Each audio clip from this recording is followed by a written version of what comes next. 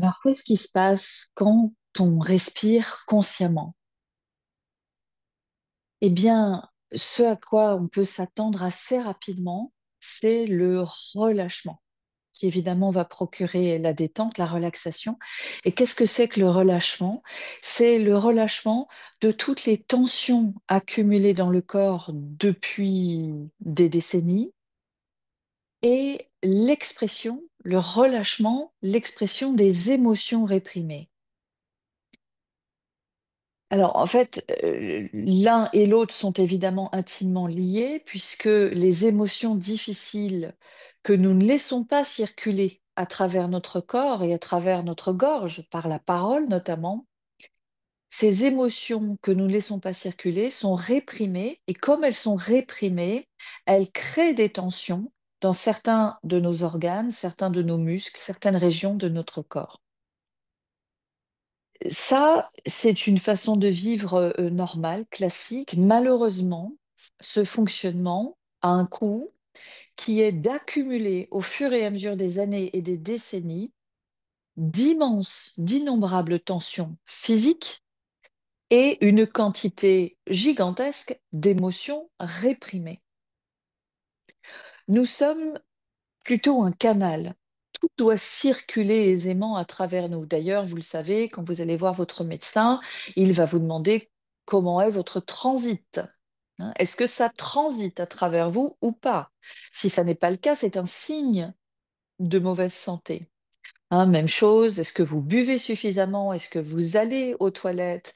Est-ce que vous euh, respirez amplement et facilement? Est-ce que vous transpirez aussi? Hein, la transpiration est un signe de bonne santé. Ne pas transpirer, c'est une problématique en fait. Il n'y a pas libre circulation. Et c'est la même chose dans notre tête, évidemment. Est-ce que les pensées et les émotions passent et repartent ou est-ce qu'elles stagnent en nous? Est-ce qu'elles prennent toute la place dans notre esprit? Est-ce qu'elles nous obsèdent? Est-ce qu'elles nous empêchent de nous endormir ou nous réveillent même la nuit? D'accord? Donc, le principe du bien-être, c'est la circulation, la fluidité. Or, on ne nous apprend pas à vivre de cette façon-là, et donc, nous arrivons tous et toutes à un moment de notre vie avec cette accumulation de tensions physiques et cette accumulation d'émotions réprimées. Ce que va permettre le travail du souffle que je vous propose dans ce programme Redevenir un, que vous pouvez rejoindre quand vous en avez envie. Nous démarrons le premier webinaire lundi 10 février. Heu, Ce que je vous propose, c'est justement d'expérimenter ces 3 piliers que sont la respiration, la méditation et la réparation de la relation à soi. Mais donc on commence maintenant par la respiration et on va passer 5 semaines sur la pratique de la respiration, hein. Il ne s'agit pas d'une formation, il s'agit d'un accompagnement à la pratique. Eh bien, apprendre à respirer, expérimenter des pratiques de respiration, des schémas de respiration différents va vous permettre, en premier lieu, d'expérimenter le fait que sans avoir à faire quoi que ce soit, le corps va naturellement commencer à relâcher les tensions physiques. Et il va naturellement commencer à relâcher les émotions réprimées.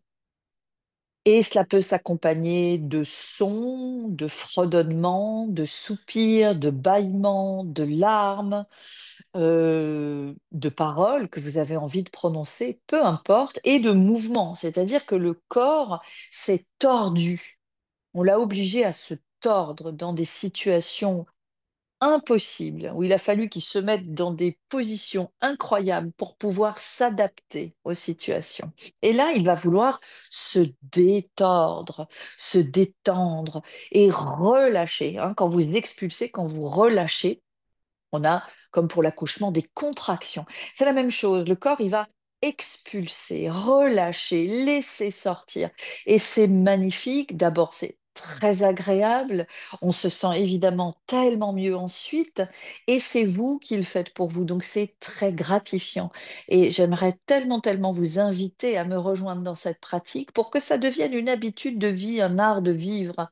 Respirer est une fonction automatique à laquelle on n'a pas à penser, mais cela peut devenir un outil conscient de mieux-être. Et imaginez-vous sans tension physique, et sans émotion réprimée, sans pensée obsessionnelle, sans angoisse et préoccupations qui oppressent votre plexus à différents moments de la journée. Moi, je souhaite cela à tout le monde. J'ai beaucoup connu ça. Et évidemment que la vie m'apporte toujours son lot de mauvaises nouvelles, régulièrement, en me laissant un peu le temps de me remettre, évidemment. Pourquoi? Pour me tester et voir si j'ai développé de nouveaux outils, si cette fois je vais être plus flexible, si je vais mieux m'adapter, si je ne vais pas rompre. D'accord? À l'image du roseau.